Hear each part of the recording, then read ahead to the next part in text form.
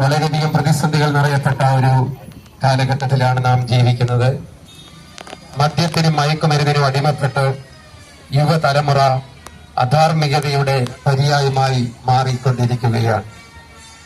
സ്വസ്ഥതയും സമാധാനവും നഷ്ടപ്പെട്ടവരായി യഥാർത്ഥമായ സമാധാനം എങ്ങനെ കണ്ടെത്തും എന്ന് അറിയാതെ നിരാശയിലും ദുഃഖത്തിലും നെടുവീർപ്പിലും കണ്ണുനീരിലും അതേ തുടർന്ന് ലക്ഷ്യബോധമില്ലാത്തവരായി ആത്മഹത്യയിലേക്കും പലരും നയിക്കപ്പെടുന്ന ഒരു കാലഘട്ടം.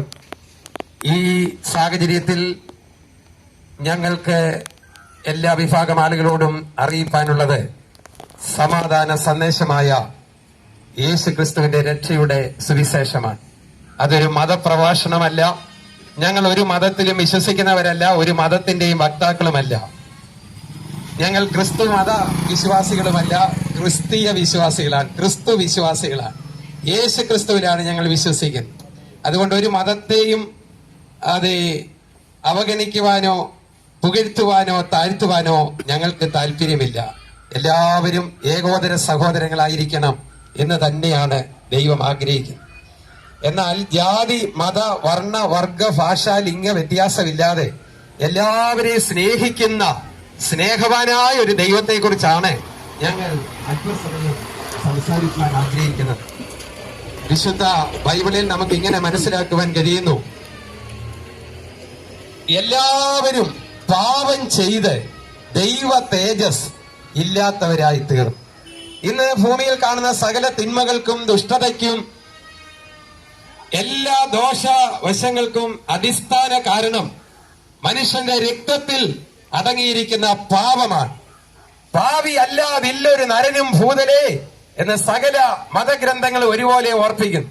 അപ്പോൾ തന്നെ ഞാൻ ആദ്യം ഓർപ്പിച്ച പോലെ വിശുദ്ധ ബൈബിൾ പറയുന്നു, ഒരു വ്യത്യാസവുമില്ല, എല്ലാവരും പാപം ചെയ്ത് ദൈവ തേജസ് ഇല്ലാത്തവരായി തീർന്നു. പാപത്തിന്റെ ശമ്പളം മരണമത്രേ, ദൈവത്തിന്റെ കൃപാവരമോ നമ്മുടെ കർത്താവായ യേശു ക്രിസ്തുവിൽ നിത്യ ജീവൻ തന്നെ. യേശു ക്രിസ്തു ഒരു മതസ്ഥാപകനായിട്ട് ഈ ഭൂമിയിൽ വന്നതല്ല. 2000 വർഷങ്ങൾക്ക് മുൻപ് സ്വർഗീയ മഹിമകളെ വെടിഞ്ഞ് ലോക സൃഷ്ടാവായ ദൈവപുത്രൻ ഈ ഭൂമിയിൽ മാനവജാതിയുടെ രക്ഷകനായിട്ടാണ് അവതരിച്ചത്. യേശു ക്രിസ്തുവിന്റെ ജനനം സാധാരണ ജനനത്തിൽ നിന്നും വ്യത്യസ്തമായിരുന്നു. പരിശുദ്ധാത്മാവിനാലാണ് യേശു ഭൂമിയിൽ യാതനായി തീർന്നത്. യേശു പാപമില്ലാത്തവനും പാപം ചെയ്യാത്തവനും പാപം അറിയാത്തവനും പാവനനും പവിത്രനും നിർദോഷനും പാപികളോട് വേർപെട്ടവനും സ്വർഗത്തേക്കാൾ ഉന്നതനായി തീർന്നവനുമാണ്. യേശു ക്രിസ്തുവിന്റെ ജീവിതം ഏറ്റവും അനുകരണീയമായ മാതൃകാപരമായ ജീവിതമായിരുന്നു. ലോക മഹാന്മാര് പലരും അംഗീകരിക്കുവാൻ പ്രായോഗികത്തിൽ വരുത്തുവാൻ വളരെ ജാഗ്രതയോടെ താല്പര്യപ്പെടുന്നതാണ് യേശു ക്രിസ്തു കാണിച്ച ജീവിത മാതൃക.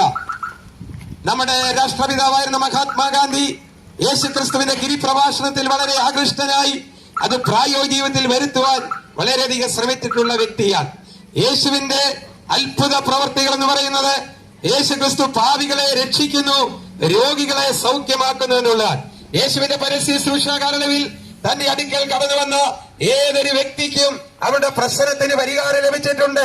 മനം തകർന്നവരെ സൗഖ്യമാക്കി, രോഗികൾക്ക് സൗഖ്യം നൽകി, കുരുടരെ കാണുമാറാക്കി, ചകിടരെ കേൾക്കുമാറാക്കി, ഊമരെ അവരുടെ പ്രശ്നത്തിന് പരിഹാരം നൽകി. ഏതെല്ലാം പ്രശ്നങ്ങളിലൂടെ കടന്നുപോയോ അതിനെല്ലാം യേശു പരിഹാരം നൽകി. കുഷ്ഠരോഗികളെ ശുദ്ധരാക്കി, മരിച്ചവരെ ഉയർപ്പിച്ചു. ആ യേശു മാനവജാതിയുടെ പാപത്തിന്റെ മുഴുവൻ കുറ്റം തന്റെ ശരീരത്തിൽ ഏറ്റെടുത്തുകൊണ്ട് ക്രൂശിന്മേൽ കയറി. യേശു സാധാരണ ഒരു വ്യക്തിയായിരുന്നെങ്കിൽ മറ്റുള്ളവർക്ക് യേശുവിന്റെ മരണത്തിലൂടെ രക്ഷപ്രാപിപ്പാൻ കഴിയയില്ല. എന്നാൽ യേശു പ്രപഞ്ച സൃഷ്ടാവായതുകൊണ്ട് പ്രകൃതി ശക്തികൾക്ക് അതീതമായി പ്രവർത്തിപ്പാൻ അധികാരവും ശക്തിയുമുള്ള ദൈവപുത്രനായതുകൊണ്ടാണ് പാപികളായ മനുഷ്യവർഗത്തിന്റെ പാപത്തിന്റെ കുറ്റം യേശു തന്റെ ശരീരത്തിൽ ഏറ്റെടുത്തത്. അതിനെക്കുറിച്ച് ബൈബിൾ പറയുന്നു, നാം എല്ലാവരും ആടുകളെ പോലെ തെറ്റിപ്പോയിരുന്നു, ഓരോരുത്തരും താന്റെ വഴിക്ക് തിരിഞ്ഞിരുന്നു.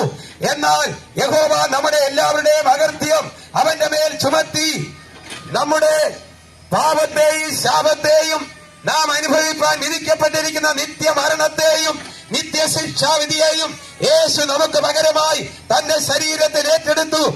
അതുകൊണ്ട് യേശുവിന്റെ മരണം പ്രായശ്ചിത്ത മരണമാണ്. സ്വാഭാവിക മരണമല്ല, ആത്മഹത്യയല്ല, അപകട മരണമല്ല, കൊലപാതകമല്ല. പ്രത്യുത സാക്രിഫിഷ്യൽ ഡെത്ത്, പ്രായശ്ചിത്ത മരണം.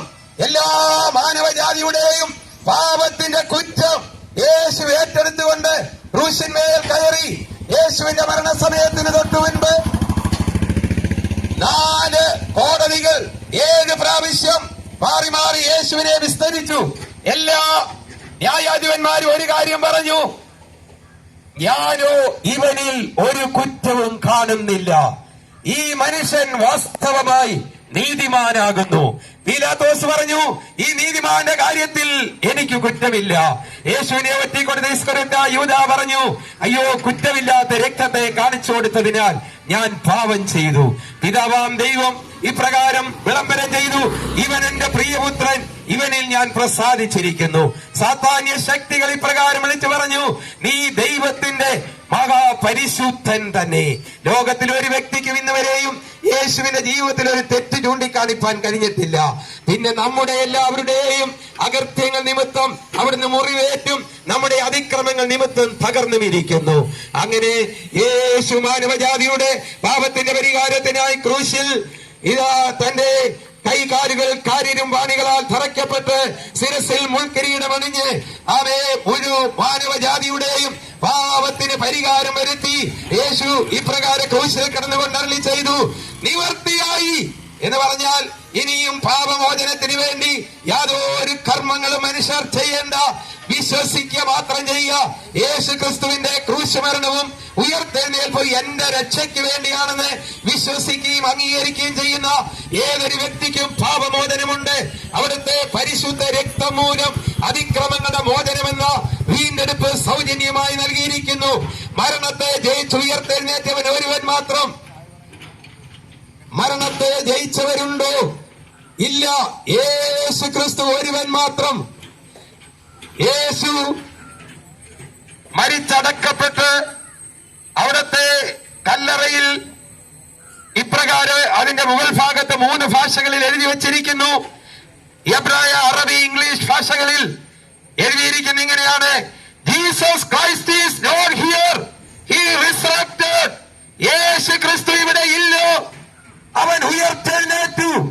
ഇന്ന് ഞങ്ങളെ കേൾക്കുന്ന പ്രിയപ്പെട്ടവരെ, നൂറ്റാണ്ടുകൾക്ക് മുൻപ് മരിച്ചു മൺമറഞ്ഞു പോയ ഒരു വ്യക്തിയെ കുറിച്ചല്ല ഞങ്ങൾ ഇവിടെ പ്രസംഗിക്കുന്നത്. ദേശത്തിന്റെ വിവിധ ഭാഗങ്ങളിൽ കർത്താവിന്റെ സാക്ഷ്യം വഹിക്കുന്ന ദൈവദാസന്മാരും ദൈവമക്കളും ഇവിടെ കൂടി വന്നിരിക്കുന്ന മരണത്തെ ജയിച്ച് ഉയർത്തെഴുന്നേറ്റ് എന്നേക്കും ജീവിക്കുന്ന ദൈവപുത്രനെയാണ് ഇവിടെ ഉയർത്തി കാട്ടുന്നത്. ഉയർത്തെഴുന്നേറ്റ യേശു ക്രിസ്തു ഇപ്രകാരം അരുളി ചെയ്തു: പോയതുപോലെ മടങ്ങി വരും. ഉയർത്തെഴുന്നേറ്റ യേശു 40 ദിവസം ഈ ഭൂമിയിൽ ജീവിച്ചിരുന്നു. താൻ ജീവിച്ചിരിക്കുന്ന അനേക ദൃഷ്ടാന്തങ്ങളെ തെളിയിച്ച ശേഷം കർത്താവ് ഇതാ പിതാവിന്റെ വലഭാഗി സ്വർഗോന്നതങ്ങളിലേക്ക് കരയേറിപ്പോയി. അതിനു മുൻപ് ഒരു കാര്യം പറഞ്ഞു: ഞാൻ നിങ്ങൾക്ക് സ്ഥലമൊരുക്കുവാൻ പോകുന്നു. ഞാൻ പോയി സ്ഥലമൊരുക്കിയാൽ ഞാൻ ഇരിക്കുന്ന ഇടത്ത് നിങ്ങളെയും ഇരുത്തേണ്ടതിന് പിന്നെയും നിങ്ങളെ എന്റെ അടുക്കൽ ചേർത്തുകൊള്ളും. ലോകത്തിൽ നിന്ന് സംഭവിച്ചുകൊണ്ടിരിക്കുന്ന സകല സംഭവങ്ങളും യേശു ക്രിസ്തുവിന്റെ മടങ്ങിവരവിന്റെ അടയാളങ്ങളായി വിശുദ്ധ ബൈബിളിൽ രേഖപ്പെടുത്തിയിരിക്കുന്ന കാര്യങ്ങളാണ്. അതിലൊരു കാര്യം മാത്രം ഓർപ്പിച്ച് വാക്കുകളെ ചുരുക്കുവാൻ ആഗ്രഹിക്കുന്നു. ഇന്ന് ലോകരാജ്യങ്ങൾ ഭീകരമായ ബോംബുകൾ നിർമ്മിച്ചു വെച്ചിരിക്കുകയാണ്. ഈ ഭൂമിയെ 10 പ്രാവശ്യം ചുട്ട് ചാമ്പലാക്കുവാനുള്ള ആയുധ ശേഖരങ്ങൾ ഇതാ ആയുധപ്പുരയിൽ കൂട്ടിവെച്ചിരിക്കുകയാണ്. 1945 ജപ്പാനിലെ ഹിരോഷിമയിലും നാഗസാക്കിയിലും 2 അണുബോംബ് അമേരിക്ക ഇട്ടപ്പോൾ 1 മണിക്കൂർ കൊണ്ട് 2 ലക്ഷം ആളുകൾ ഈ ഭൂമുഖത്തും തുടച്ചു മാറ്റപ്പെട്ടു. 78,000 കെട്ടിടങ്ങൾ തകർന്ന് തരിപ്പണമായി. അന്നത്തെ കിലോ ടൺ ബോംബുകളായിരുന്നെങ്കിൽ ഇന്ന് മെഗാ ടൺ ബോംബുകളാണ് നിർമ്മിച്ചു വെച്ചിരിക്കുന്നത്.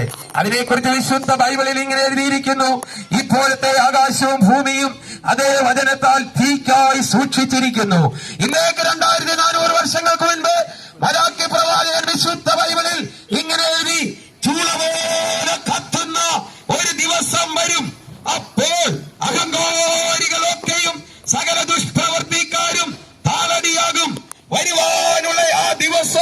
വേരും കൊമ്പ് ശേഷിപ്പിക്കാതെ അവരെ ദഹിപ്പിച്ചു കളയും എന്ന് സൈന്യങ്ങളുടെ യഹോവയുടെ അരുളപ്പാട്. അത്രയും പറഞ്ഞ ആ ഭാഗം അവസാനിപ്പിച്ചില്ല. അതിന്റെ താഴെ ഒരു കാര്യം കൂടെ പറഞ്ഞിട്ടുണ്ട്, ശ്രദ്ധിക്കുക. എന്നാൽ എന്റെ നാമത്തെ ഭയപ്പെടുന്ന നിങ്ങൾക്കോ നീതി സൂര്യൻ തന്റെ ചിറകിൻ കീഴിൽ രോഗോപശാന്തിയോടുകൂടെ ഉദിക്കും. നിങ്ങളും പുറപ്പെട്ട് തൊഴുത്തിൽ നിന്ന് വരുന്ന പശുക്കിടാങ്ങളെ പോലെ തുള്ളിച്ചാടും. ഒരു ഭാഗത്ത് വെന്ത് വെണ്ണീറാകുമ്പോൾ മറുഭാഗത്ത് തുള്ളിച്ചാടുന്ന ഒരു വിഭാഗത്തെ കാണും. അതാരാണ്? മാനവജാതിക്ക് വേണ്ടി ജീവൻ മറവിലിയായി കൊടുത്ത യേശു ക്രിസ്തുവിനെ രക്ഷിതാവും കർത്താവും ദൈവവുമായി അംഗീകരിച്ച് ദൈവിക സമാധാനം പ്രാപിച്ച ദൈവ മക്കൾക്കാണ് ഏത് കഷ്ടതയുടെ പ്രതികൂലത്തിന്റെ നടുവിൽ ഒരു വലിയ പ്രത്യാശ, വലിയ സമാധാനം, ലോകത്തിന് തരുവാൻ കഴിയാത്ത ശാശ്വത സമാധാനമാണ് ക്രിസ്തു നൽകുന്നത്. ഏറ്റവും പ്രധാനപ്പെട്ട ഒരു പോയിന്റിലേക്ക് ഞാൻ വരികയാണ്. മതങ്ങൾക്ക് തരുവാൻ കഴിയാത്ത, ഇസങ്ങൾക്ക് തരുവാൻ കഴിയാത്ത, രാഷ്ട്രീയ പാർട്ടികൾക്ക് തരുവാൻ കഴിയാത്ത അതിശ്രേഷ്ഠമായ മൂല്യതയുള്ള ഒന്നാണ് ശാശ്വത സമാധാനം. അത് ലഹരി പദാർത്ഥങ്ങൾക്ക് തരുവാൻ കഴിയുകയില്ല. അല്പനേരത്തെ സമാധാനത്തിന് വേണ്ടി ലഹരിക്ക് അടിമപ്പെട്ട് നശിച്ചുകൊണ്ടിരിക്കുന്ന തലമുറയുടെ നടുവിൽ ഇതാ ശാശ്വത സമാധാനത്തിന്റെ ദാതാവായ യേശു ക്രിസ്തു നിങ്ങളെ ക്ഷണിക്കുന്നു. Praise the Lord. മാത്രമല്ല, മരണാനന്തരം ഒരു ജീവിതമുണ്ട്.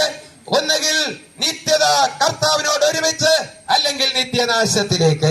ആരും നശിച്ചു പോകാതെ എല്ലാവരും നിത്യജീവൻ പ്രാപിപ്പാൻ കർത്താവ് ആഗ്രഹിക്കുന്നു. അതുകൊണ്ടാണ് ഈ പരസ്യ സ്ഥലത്തും യേശുവിനെ പ്രസംഗിക്കുന്നത്. വിശുദ്ധ ബൈബിളിൽ ഇപ്രകാരം എഴുതിയിരിക്കുന്നു, മറ്റൊരുത്തിൽ രക്ഷയില്ല, നാം രക്ഷിക്കപ്പെടുവാൻ ആകാശത്തിന്റെ കീഴിൽ മനുഷ്യരുടെ ഇടയിൽ നൽകപ്പെട്ട വേറൊരു നാമവുമില്ല. ഈ സ്നേഹത്തിന്റെ ദാതാവായ ക്രിസ്തുവിലേക്ക്, സമാധാന പ്രഭുവായ ക്രിസ്തുവിലേക്ക്, നിത്യജീവന്റെ ഉറവിടമായ ക്രിസ്തുവിലേക്ക് നിങ്ങളെ ഓരോരുത്തരെ സ്നേഹത്തോടെ ഞങ്ങൾ ക്ഷണിച്ചുകൊണ്ട് വാക്കുകളെ ഇവിടെ നിർത്തുന്നു. ദൈവം നിങ്ങളെ സമൃദ്ധിയായി